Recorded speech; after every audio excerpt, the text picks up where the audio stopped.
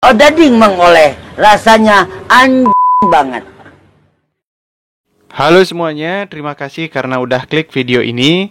Kami adalah rombongan wayang yang tak pernah libur, bermaksud menghibur. Semoga penontonnya tidak kabur karena ceritanya sedikit ngawur. Di video ini, saya akan bercerita tentang wabah hitam atau Black Death adalah suatu pandemi hebat yang pernah melanda Eropa pada pertengahan hingga akhir abad ke-14 dan membunuh hampir sepertiga hingga 2/3 populasi di Eropa. Penyakit yang sama diduga kembali melanda Eropa dengan perbedaan intensitas dan tingkat fatalitas yang berbeda hingga dasawarsa 1700-an. Wabah hitam atau Black Death merupakan salah satu masa tergelap dalam sejarah dunia. Sejarawan mencatat, awalnya wabah ini muncul ketika kapal-kapal mulai melabuh di pelabuhan Italia. Di dalam kapal ditemukan beberapa orang yang sudah meninggal, dan yang bertahan hidup terlihat sangat memprihatinkan, yang pada saat itu terlihat bisul-bisul besar di sekujur tubuh mereka. Ketika wabah ini muncul kembali di abad ke-17, muncullah tugas-tugas yang dilakukan oleh sebagian orang dengan harapan dapat menghentikan penyebaran penyakit ini. Yang pertama ada researcher atau para pencari yang bertugas memeriksa dan mendata siapa saja yang terkena wabah. Lalu ada juga the watcher atau pengamat yang bertugas memasang palang merah di depan rumah orang yang terkena wabah dan membawa bahan makanan. Petugas lainnya adalah the corpse bride atau pembawa mayat. Mereka hanya bekerja di malam hari, mengumpulkan mayat-mayat dari rumah atau jalan. Mereka akan mengambil mayat tersebut dan diletakkan di sebuah gerobak. Dan yang terakhir adalah petugas medis itu sendiri, yang disebut dengan plague doctor. Jika biasanya para dokter identik dengan kostum berwarna putih, khusus pada masa Black Death yang menyerang Eropa, para dokter justru mengenakan kostum dominan berwarna hitam dengan topeng paruh burung. Para plague doctor ini mempunyai tujuan yang sangat mulia.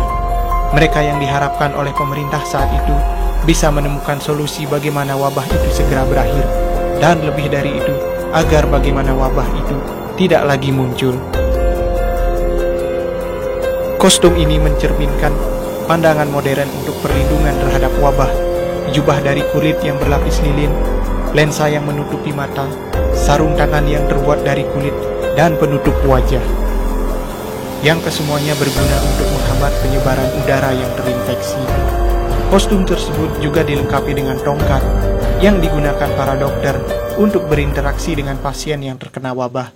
Guna tongkat yakni agar sang dokter tidak perlu melakukan kontak langsung dengan pasien.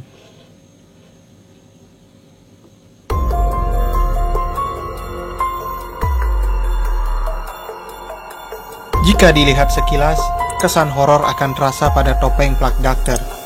Menurut Henderson, paruh pada topeng berfungsi sebagai wadah untuk meletakkan berbagai rempah herbal, seperti mint, sari mawar, dan lainnya.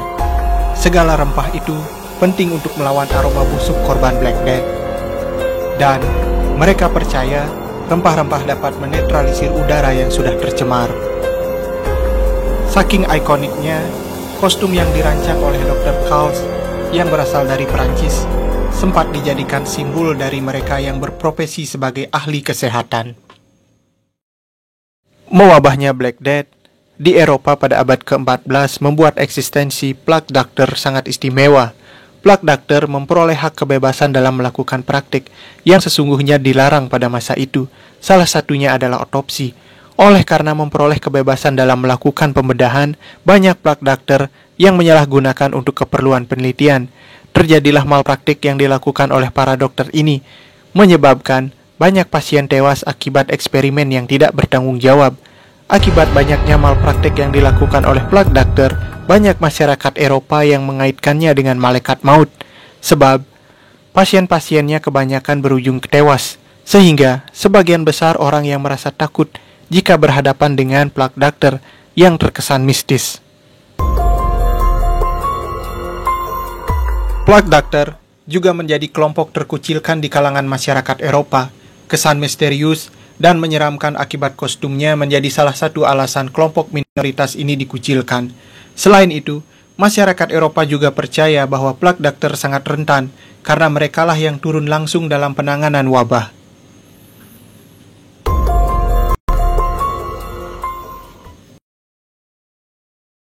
Di sisi lain, upaya mencegah penularan juga dilakukan dengan mengisolasi para plak dakter.